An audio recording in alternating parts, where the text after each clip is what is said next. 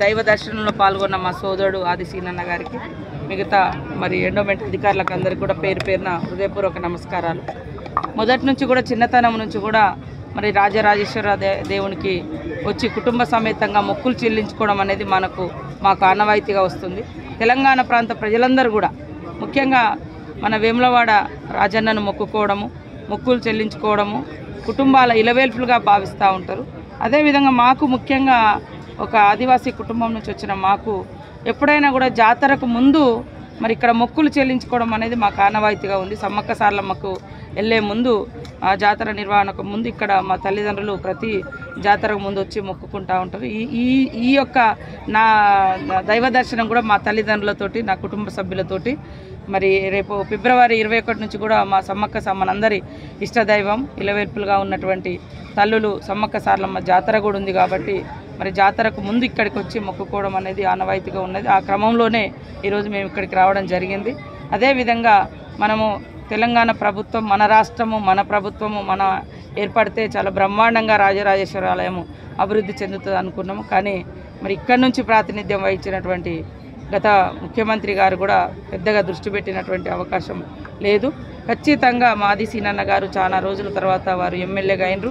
వారు కూడా ప్రత్యేకంగా తపన పడుతున్నారు. నాకు అనేక సార్లు కూడా మా దృష్టికి తీసుకొచ్చారు. తొందరలోనే సీఎం రేవంత్ రెడ్డి గారి ఆధ్వర్యంలో మీటింగ్ ఏర్పాటు చేసి ఈ యొక్క టెంపుల్కి సంబంధించినటువంటి ఈ ప్రాంగణానికి సంబంధించినటువంటి అభివృద్ధి నిధులు, ఎందుకంటే మన పూర్వీకులు ఇచ్చినటువంటి గొప్ప విశ్వాసం కలిగినటువంటి దేవుడు మరి ఇక్కడ ఈ ప్రాంతంలో మనకు ఇటు రాజరాజేశ్వర ఆలయం మనం ఎక్కడెక్కడో పోవడం కాకుండా మన ప్రాంత ప్రజలు, మన తాతలు ముత్తాతలు మొక్కుకుంటూ వచ్చినటువంటి గొప్ప దైవాన్ని మనం భవిష్యత్ తరాలకు కూడా అందించాల్సిన అవసరం ఉంది.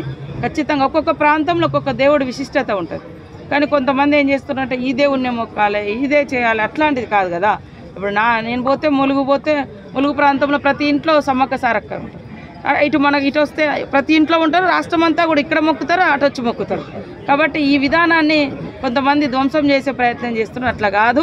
మన ఇష్ట దైవాలు, మన పూర్వీకులు ఇచ్చినటువంటి దేవులు, వాళ్ళ ఆ యొక్క గొప్పతనాన్ని కూడా మనం కాపాడుకుంటూ ఈ ఆచారాలు సాంప్రదాయాలను కూడా భవిష్యత్ తరాలకు అందించే విధంగా ఈ యొక్క దేవుళ్ళ యొక్క గొప్పతనం విశిష్టత భవిష్యత్ తరాలకు అందే విధంగా కూడా మరి అభివృద్ధి జరగాలి, చరిత్రను నిలపాల్సిన అవసరం ఉంది.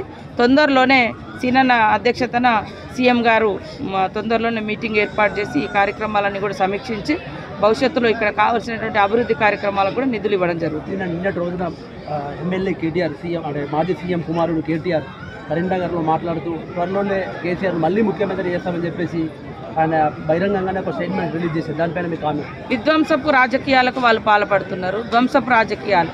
ప్రజాస్వామికంగా మమ్మల్ని 65 మందిని మా ప్రతిపక్షంతో కలిసి సఫిషియెంట్ నెంబర్ ఇచ్చారు అసెంబ్లీకి కావాల్సింది. అంటే ఎంతసేపు కూలుస్తాం అంటే అధికారం లేకుంటే వాళ్ళు ఒక్కరోజు కూడా బతకలేకపోతున్నారు అనడానికి ఇది ఒక నిదర్శనం. అంటే ముఖ్యమంత్రి గారు అధికారం ఉంటే తప్ప బయటికి ప్రజలకు, అంటే గతంలో ఆయన కేసీఆర్ గారు ముఖ్యమంత్రిగా ఉంటే తప్ప బయటికి రాడు అనేది వాళ్ళు గత 9 సంవత్సరాలుగా గడీలలో ఉండి పరిపాలించారు. ఇప్పుడు కూడా అధికారం లేదు కాబట్టి కనీసము అసెంబ్లీకి వచ్చి వారు ఎమ్మెల్యేగా కూడా ప్రమాణం చేయలేకపోతున్నారు. అంటే ప్రజాస్వామ్యాన్ని ఎడిదీసుకోపోతున్నారు. రాష్ట్ర ప్రజలు ఆలోచించాలి. అంటే అక్రమంగా దొడ్డదారులు ఏదో ముఖ్యమంత్రులు అవుతామని ప్రజలు ఇచ్చిన మ్యాండేట్ మాకు. దాన్ని అట్లా మాట్లాడడం అనేది కొద్దిగా మైండ్ ఉండాలి, మెదడు ఉండాలి. వాళ్ళు అంటే కాంగ్రెస్ పార్టీకి కేవలం సానుభూతి తప్ప మరి ఏం లేదు, వాళ్ళ అభివృద్ధి చూసి మాత్రం ఓటేయలేదు, కొద్ది ఓట్ల శాతం తేడా ఉందని చెప్పేసి ఆయన పదే ఎక్కడికి వెళ్ళి అదే మాటలు చెప్తూ ఉంటారు.